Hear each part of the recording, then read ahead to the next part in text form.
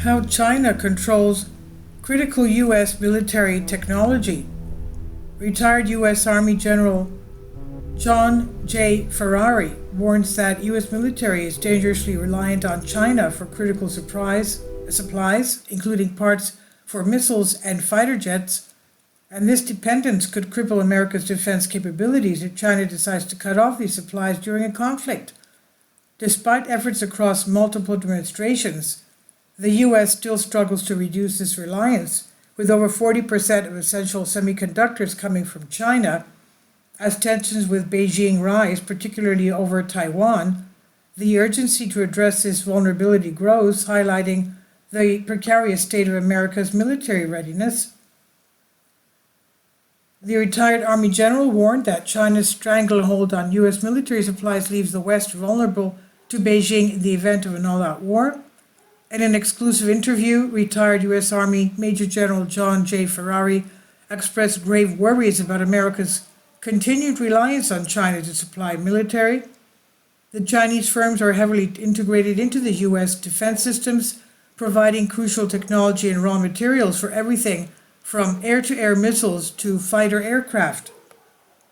General Ferrari, who served as NATO's deputy commander in Afghanistan, admitted that Beijing may undermine America's ability to arm itself by shutting off supply lines.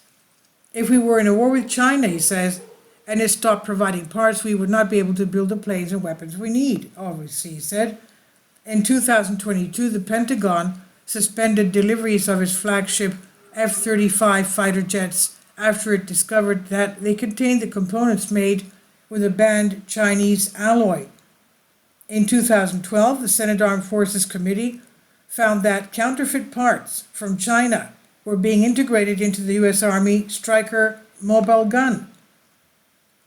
And retired U.S. Army Major General Ferrari said he had grave concerns about American military ongoing reliance on China to equip its military.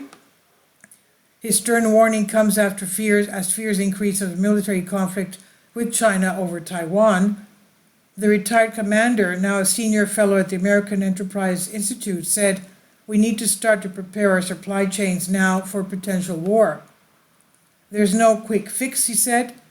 A frightening assessment published earlier this year found that China corporations had a grasp on 12 crucial technologies critical to the U.S. national security, including nuclear modernization, hypersonic, and space technologies. The Pentagon commissioned report, conducted by data analysts from Govini, presented a harsh commendation of the American armament sector. The report stated, U.S. domestic production capacity is a shriveled shadow of its former self. Crucial categories of industry for U.S. national defense are no longer built in any of the 50 states. Perhaps the most concerning, Giovanni discovered, is that more than 40% of the chips that now power Department of Defense DoD weapon systems are now sourced from China. Advanced semiconductors are critical components of missile guidance systems, cybersecurity, and artificial intelligence AI capabilities.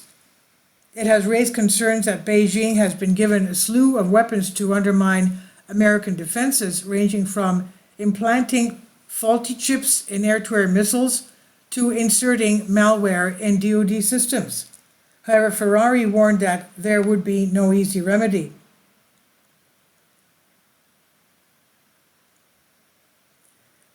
You can't just turn around on a dime because manufacturing capacity does not exist here, he said. He also stated that it could take 10 to 15 years for the U.S. to detach itself from China. However, the former general, who also serves as strategic planner for Combined Joint Task Force in Iraq, chastised Washington for its tardy response. He said, "We're into our third administration of trying to solve this problem. The Obama administration sounded the alarm, but they did not know what to do about it. The Trump administration went hard at the problem with tariffs and trade restrictions. The Biden administration has come in and built upon that. We now have something of a bipartisan consensus, but we're still not pushing hard enough. Both Trump and Biden say America first. I don't think that's a good answer. It should be by allies, because the United States cannot handle the situation on its own, he said. The Biden administration has been chastised for its slow response to the crisis, with experts citing a mealy-mouthed, non-binding preliminary memorandum of terms, PMT, to provide $162 million in federal funding to support the onshoring of semiconductor technology as evidence of a lack of urgency on the matter. General Ferrari also stated that the newly passed 2024 National Defense Authorization Act barely affects the timing for reducing the Pentagon's reliance on China. Driven by profit, the Department of Defense has long acknowledged that Chinese manufacturing dominates U.S. supply chains. In 2012, the Senate Armed Forces Committee discovered that counterfeit Chinese parts were being integrated into multiple vital systems, putting national security at risk. These included artificial intelligence capabilities in the Air Force Global Hawk unmanned surveillance aircraft, the Navy's integrated submarine imaging system, and the Army's Stryker mobile gun. A decade later, the Pentagon halted supplies of its iconic F-35 fighters after learning that they contained a component made from a forbidden Chinese alloy. And the Air Force later restarted deliveries after deciding that the parts would not jeopardize safety, but the incident raised questions about how the complexity of the military supply chain could allow Beijing to sneak in defective equipment or spyware undetected. The United States increased its reliance on Chinese manufacturing during a period of relative harmony between the two countries following the 1990s. American contractors were encouraged to do business with China, which could offer low-cost manufacturing and easy access to raw materials. However, defense officials have been more apprehensive about this integration of supply networks and the concepts of heightened tensions with Beijing. The Department of Defense reliance, though, on Chinese equipment has increased, according to Giovanni. American dependence on Chinese electronics surged 600% between the years 2014 and 2022. And according to Courtney Manny, a senior research scientist at a nonpartisan American security project, the tendency has been driven by profit. American defense contractors have obtained extremely lucrative contracts that are hard to break out of, he said. They're given a lot of agency and who they're able to work with. For many of them, sourcing their components from China or Taiwan is a lucrative way to get their high-tech needs met without spending a fortune on manpower here in the United States. No alternatives. However, contractors have pointed to a scarcity of local possibilities, citing the terminal loss of U.S. industry. According to Jeff Ferry, chief economist of the nonprofit Coalition for the Prosperous America, drone manufacturers are desperately looking for American components but have been mostly unsuccessful. There are probably a few hundred parts that go into a drone, he explained. The majority of them are produced in large quantities in China. Drones run on lithium, a material that China has a monopoly on.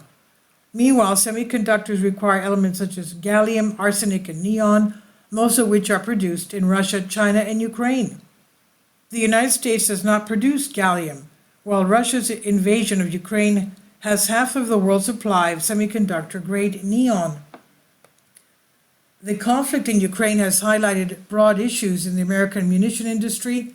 Following the delivery of billions of dollars in military equipment and supplies to Ukraine, U.S. arms inventories have plummeted to dangerously low levels, but military industries are not geared to refill them quickly. And according to a study conducted by the think tank, the Center for Strategic International Studies, the crisis in Eastern Europe has emphasized how rapidly the U.S. military would run out of ammunition in a possible conflict with China in the Indo-Pacific. And this is on Great Game India. Please leave your comments and thank you for your support. Please support my Patreon account. The daily posts are 5 videos daily and they are totally different from what I have on my YouTube channel. Thank you so much for your support and that you find all my content so interesting. You'll find the Patreon account details in the description box below.